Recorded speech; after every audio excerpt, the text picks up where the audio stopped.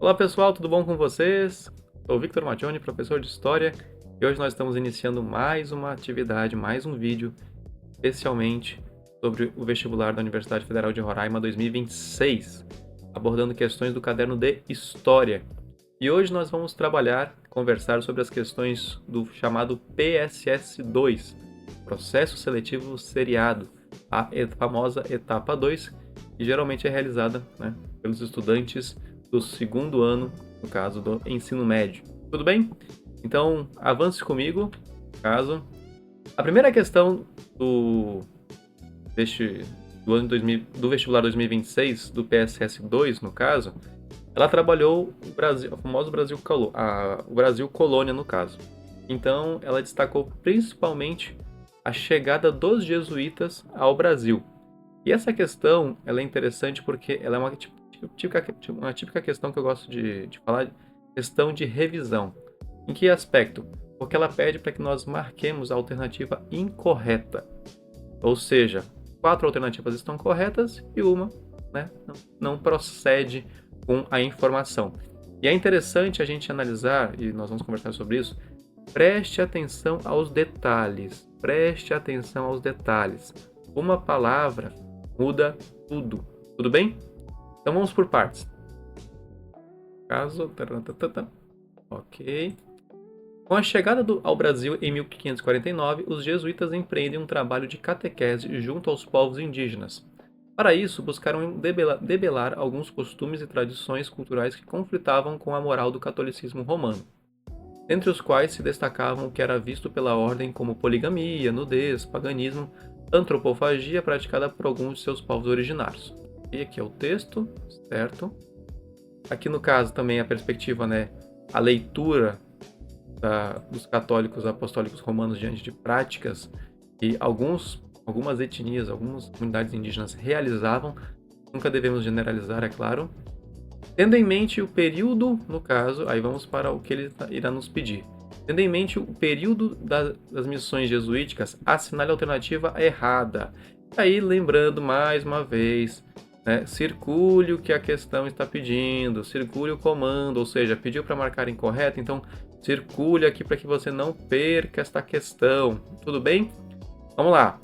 Diariamente, a catequese nos aldeamentos começava com uma missa matinal, seguida pelo trabalho nas plantações coletivas, a extração das drogas do sertão e as atividades artesanais na aldeia.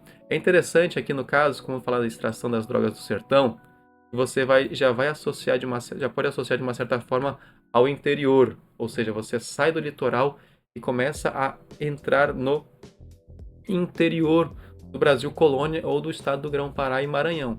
E é interessante aqui porque a gente vai sempre, no caso quem mora na Amazônia, sempre tem uma leitura sobre as drogas do sertão e já percebe que o processo de colonização, para os interiores também contou com as presenças das ordens religiosas, tudo bem? Ok.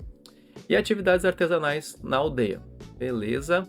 Letra B. Enquanto os indígenas adultos trabalhavam para suprir as necessidades materiais da aldeia, as crianças tinham aulas de alfabetização, moral e religião, além de aprenderem a contar. Letra C. As missões jesuíticas eram alvo predileto das bandeiras de apresamento por encontrarem ali os indígenas, aculturados chamados ladinos, uma preferência dos compradores de escravos. Letra D. Para realizar o trabalho de catequese, os jesuítas obtiveram por parte dos governantes a concessão de sesmarias, muito bem, onde foram erigidos os aldeamentos também chamados de missões. Okay? E isso está presente em todo o Brasil, também em todo o estado do Grão-Pará e Maranhão. Tá bom? Letra E.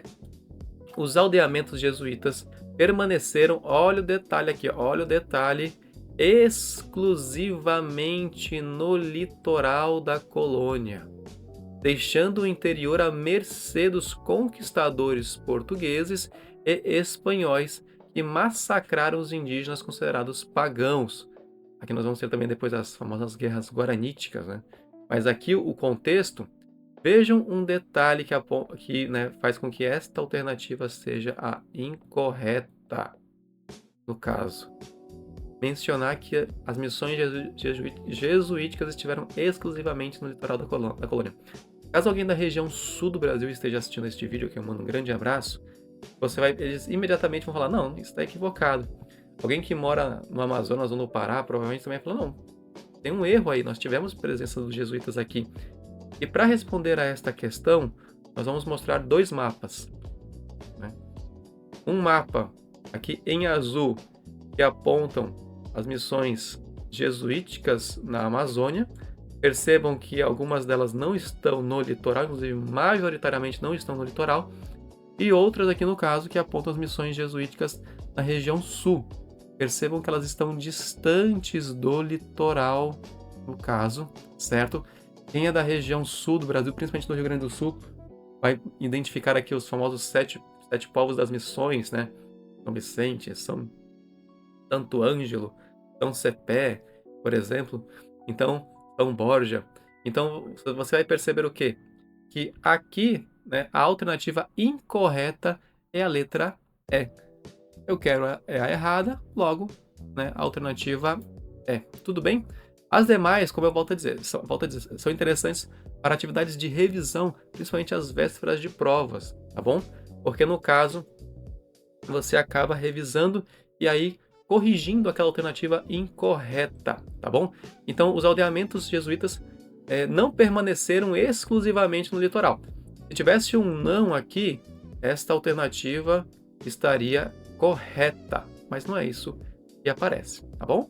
Já a questão número 50, aqui é 50 seguindo a prova integral, tá bom? Já inicia com o texto mencionando o Eric Hobsbawm, tá bom? O historiador britânico Eric Hobsbawm, ao analisar a famosa Primavera Árabe de 2011, disse que me lembra 1848, outra revolução impulsionada de forma autônoma que começou em um país e depois se estendeu por todo o continente em pouco tempo.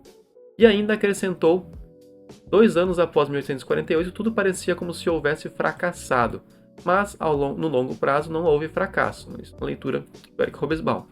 Conseguiu-se uma boa quantidade de avanços liberais, de modo que foi um fracasso imediato, mas um êxito parcial no médio prazo, ainda que não tenha sido na forma de uma revolução, talvez fazendo uma alusão à Revolução Francesa.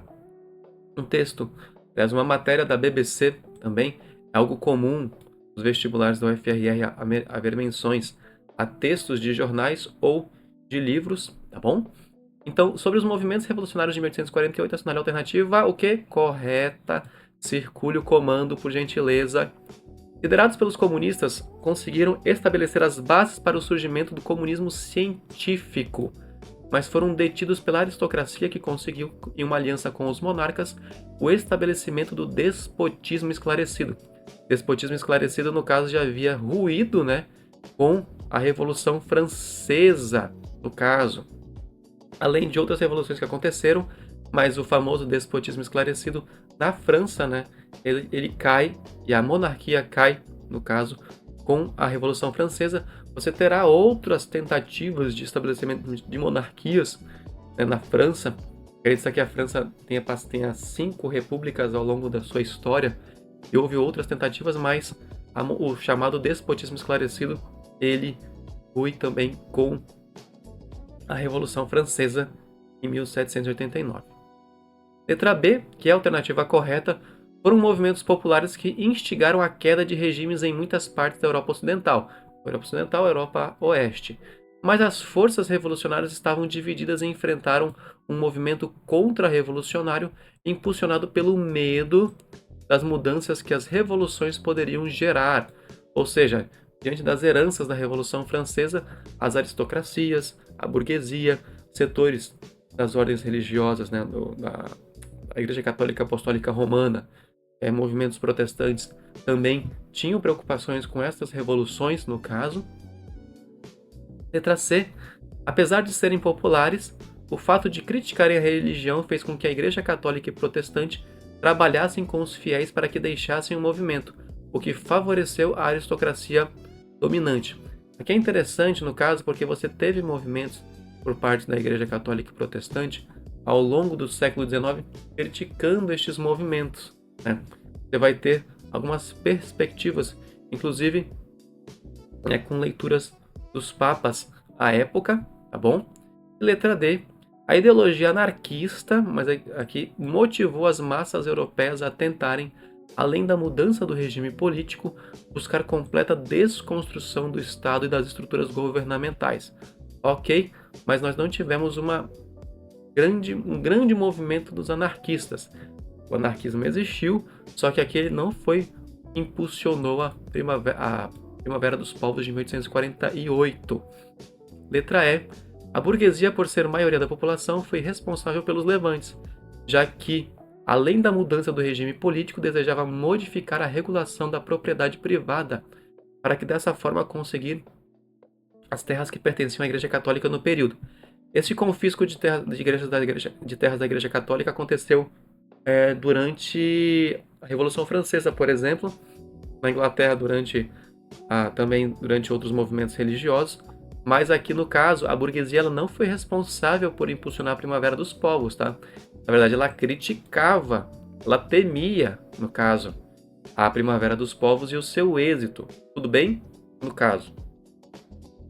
Então, alternativa correta, letra B de bola. E aí por quê? Letra A. Os movimentos não foram liderados por comunistas e não estabeleceram as bases do comunismo científico. Porque inclusive no caso, em 1848, nós vamos ter, nesse período, você ainda vai ter a difusão das ideias, né? Você ainda vai ter a publicação do Manifesto Comunista, neste período, né? Neste contexto, mas não foi... A gente vai ter as influências do marxismo, digamos assim, mais acentuadas nós teremos no início do século XX. Letra C. Não há registro de que a igreja tenha trabalhado para que os fiéis deixassem o movimento por causa da crítica à religião. A oposição veio principalmente das elites e das monarquias. A ideologia anarquista estava presente, mas não foi a única motivação. O movimento abrangeu liberais, nacionalistas e socialistas, e não buscava apenas a desconstrução do Estado. Letra E, perdão. A burguesia não era a maioria, e não desejava modificar a regulação da propriedade privada. Na verdade, parte da burguesia temia a radicalização popular e apoiou a contenção do movimento. Por isso, a alternativa correta, letra B de bola, B de Brasil. Tudo bem, pessoal? Vamos lá. Adentrando na última questão do PSS2 e a sexta do vestibular integral, estamos agora no Brasil Império, no final do Brasil Império, ok? Do Império do Brasil.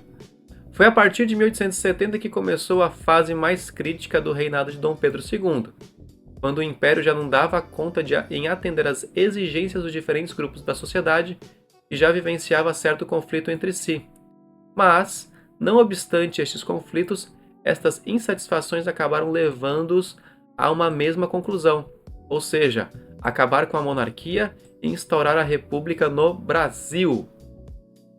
Com base na afirmação acima, marque a resposta correta. Aqui no caso, a resposta certa. Letra A. Ao autorizar a entrada e circulação de protestantes no Brasil, Dom Pedro II enfraqueceu as bases políticas da Igreja Católica, favorecendo um movimento positivista que defendia o movimento republicano. Vamos por partes aqui. Letra B. Os fatores que contribuíram para a crise do Império Brasileiro, entre outros, foram os conflitos com o governo imperial, com a Igreja e o Exército, e a questão da maçonaria e o processo abolicionista. Letra C.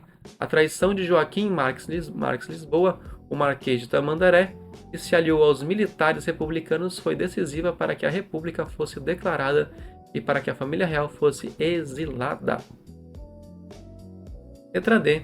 A trama conhecida como Acordo pelo Progresso, no caso, liderada por Benjamin Constant, Rui Barbosa e Quintino Bocaiúva, foi decisiva para convencer Deodoro da Fonseca a dar o golpe republicano. Letra E. Apesar do forte engajamento político da princesa Isabel, no caso, que almejava com veemência ser rainha do Brasil, a monarquia não resistiu, sucumbindo com o golpe republicano em 1877. Bem, essa aqui você já sabe que está incorreta porque o golpe republicano não foi em 1887, mas foi em 1889. Vamos lá, a alternativa correta aqui no caso é a letra B de bola, tá? E por que as demais estão incorretas? Vamos por partes. Na letra A, no caso, nós vamos ter a circulação de protestantes no Brasil com mais força a partir de meados do século XIX, certo?